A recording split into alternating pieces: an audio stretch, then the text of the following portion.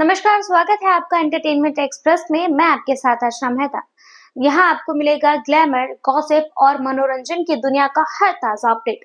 सितारों की खास खबरों से लेकर फिल्मी, म्यूजिक और फैशन की हॉट ट्रेंड्स तक हर चीज आपके लिए हाजिर है। तो तैयार हो जाइए इस मनोरंजन भरी सवारी के लिए, क्योंकि मजा तो शुरू होता है यही। अगली खबर है बिग बॉस का कल का एपिसोड भी काफी धमाकेदार रहा। एपिसोड शुरू हुआ करण के रजत से पैचअप की कोशिश करने से। दिग्विजय इसमें करण की तरफ झुके हुए दिखाई दिए, लेकिन रजत पर इसका कोई असर नहीं पड़ा।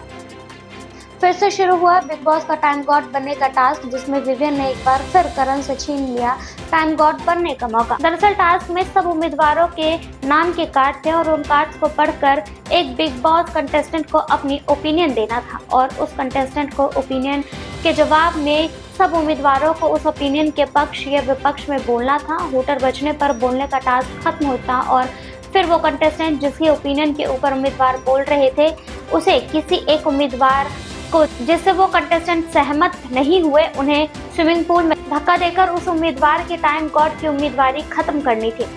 विवियन आए सबसे पहले और धक्का दिया करण को स्विमिंग पूल में। फिर आई चुम और ईशा को स्विमिंग पूल में डालकर चल दी।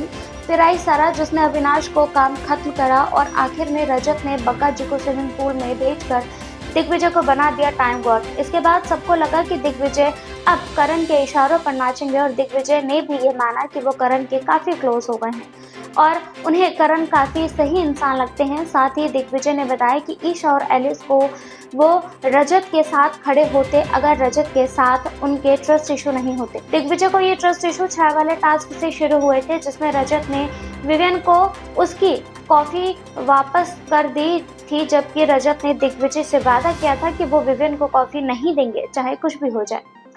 खैर, वापस आते हैं टाइम गॉड के टास्क पर। टास्क में बोली गई काफी बातों पर बाद में डिस्कशन होते रहे।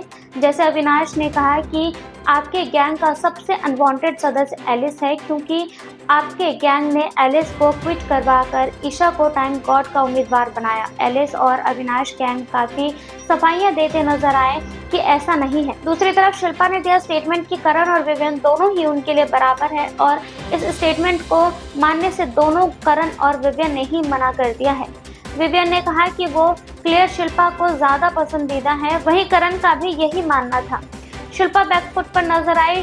शिल्पा ने विवियन को उल्हाना भी दिया कि रजत ने उन पर बदतमीजी से बात की और विवियन ने कोई स्टैंड नहीं लिया इस बात पर। इस पर विवियन ने शिल्पा को याद दिलाया कि उन्हें भी काफी कुछ कहा गया और शिल्पा ने कोई भी स्टैंड नहीं लिया है।